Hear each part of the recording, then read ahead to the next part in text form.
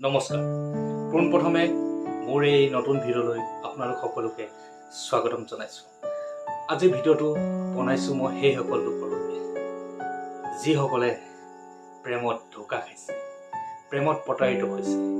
আজি এই ভিডিঅ'টো বনাইছোঁ প্ৰেমত প্ৰতাৰিত হৈ প্ৰেমত ধোকা খাই নিজকে শেষ কৰিব লোৱা সেইসকল লোকৰ বাবে। প্ৰেম সকলোৰে হয় জীৱনত, আপোনাৰো হৈছে, মোৰো হৈছে, সকলোৰে হয়। কিন্তু প্ৰেমত সাকসেছ আনসাকসেছ দুটা শব্দ থাকে। সাকসেছ হোৱা সকলেতো বাচিব, যিসকল আনসাকসেছ হৈছে, যিসকল প্ৰেমত প্ৰতাৰিত হৈছে, সেইসকলে কিন্তু পাগলামি বহুত বেয়াকৈ হৈ যায়। কিছুমান প্ৰেমত ইমান গভীৰভাৱে সোমাই যায় যি প্ৰেম বিফল হয়, প্ৰেম বিফল হোৱাৰ পিছত নিজকে এইখন পৃথিৱীত জীয়াই ৰাখিবলৈ মন নোযোৱা হয়। আজি এই ভিডিঅ'টোত মই এজন প্ৰেমত প্ৰতাৰিত হোৱা, প্ৰেমত বিফল হৈ হাবুডাবু খাই পৰা মোৰ এজন বন্ধুৰ বিষয়ে ক'ব খুজিছোঁ। ভিডিঅ'টোত মই নাম মেনশ্যন নকৰোঁ, কিন্তু মই তাৰ কাহিনীটো অলপ। আজি প্ৰায় 6 মাহ মানৰ আগৰ কথা।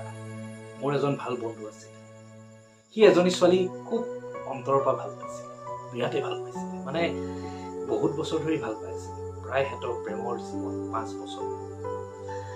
5 বছৰীয়া প্ৰেমৰ কাহিনীটো জানেই কিমান গভীৰ হ'ব, কিমান ঘাত প্ৰতিঘাত সংঘাত থাকে। এই ভিডিঅ'টো যিসকলে চাইছে তেওঁলোকে হয়তো বুজি পাব এই 5 বছৰীয়া প্ৰেমত কিমান কি হ'ব পাৰে। সিহঁতৰো প্ৰেম ভাল বেয়া, মাজে মাজে কাজিয়া তেনেকৈ আগবাঢ়ি গৈ আছিলে, কিন্তু হঠাতে এদিন কি হ'ল জানেনে?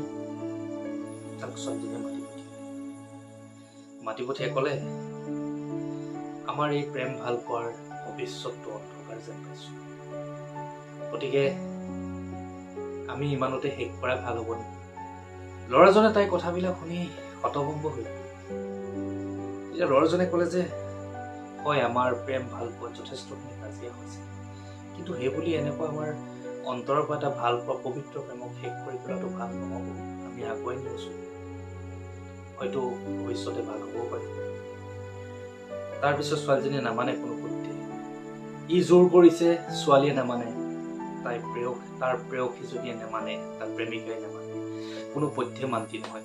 যে তাক কৈছে, চোৱা মই নোৱাৰোঁ তোমাৰ লগত থাকিব, যি হ'ল যিমান দূৰ আগবাঢ়িলোঁ, গতিকে ইমানতে হ'ব, শেষ।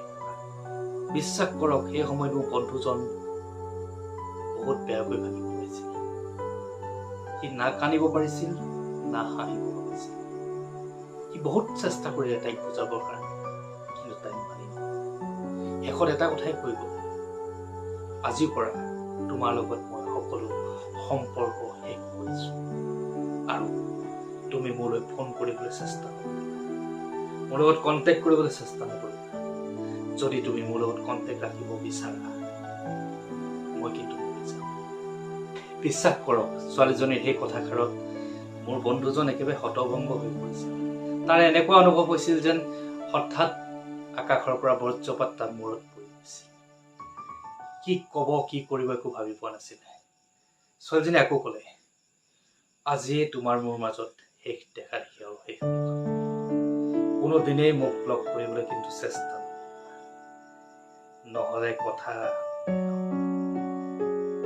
আৰু তাই সেই কথাষাৰ কৈ তাৰ সন্মুখৰ পৰা আঁতৰি গৈছিল। মোৰ বন্ধুজনে তাইলৈ বহুত দূৰলৈকে চাই আছিলে, কিন্তু তাই এবাৰো তালৈ ঘূৰি নাচালে। সি শেষত উপায়ন্তৰ হৈ পৃথিৱীৰ সকলো মায়ামোহ বাদ দি এখোজ দুখোজ কৰি দুখ মনেৰে বুকুত এবুকু কেঁচা ঘাঁহ জ্বালা যন্ত্ৰণা লৈ মোৰ বন্ধুজন সঁচাকৈ বহুত বেয়াকৈ ভাগি পৰিছিলে। সি সময়ত ভাবি পোৱা নাছিলে কি কৰোঁ, কলৈ যাওঁ। তথাপিতো মনত অলপ সাহস পালে সি তাৰ পৰা ওলাই দিলে। এতিয়া কথা হ'ল, তাৰ এই হঠাতে শেষ হোৱা সম্পৰ্কটো সি কিমান বেয়াকৈ ভাগি পৰিছে, সেইটো হয়তো আপোনালোকক ভাষাৰে বুজাব পৰা নাযায়। লাহে লাহে দিনৰ ঠাইত আন্ধাৰ হ'বলৈ ধৰিলে। ইপিনে তাৰ ঘৰত মাক দেউতাকে বাট চাই আছে। ৰাতি প্ৰায় 10 বাজিলে। তেতিয়ালৈকে কিন্তু মোৰ বন্ধু সম্পৰ্ক আছে। আজিলৈ কাহিনীটো মই ইমানতে সমাপ্ত কৰিছোঁ। ইয়াৰ পিছত কি হ'ব পাৰে আপোনালোকক কৈ যাম। এটা সঁচা ঘটনা আপোনালোকৰ আগত ব্যক্ত কৰিম। গতিকে মোৰ এই ষ্টৰি টেলিং ভিডিঅ'বিলাক আপোনালোকে যেন সদায় চাই যায়, মোক ছাপোৰ্ট কৰি যায়। মই কাহিনী আকাৰত আপোনালোকৰ আগত ক'বলৈ চেষ্টা কৰিম। গতিকে চ' গাইজ, আজিলৈ মই ষ্টৰিটো ইমানতে শেষ কৰিছোঁ। এই ষ্টৰিটোৰ ছেকেণ্ড পাৰ্ট আপোনালোকৰ মাজলৈ আগবঢ়াম। গতিকে ষ্টৰিটো আপোনালোকে সদায় যেন চাই যায়। এটা সাংঘাতিক ষ্টৰি, আপোনালোকে শুনিলে আচৰিত হ'ব।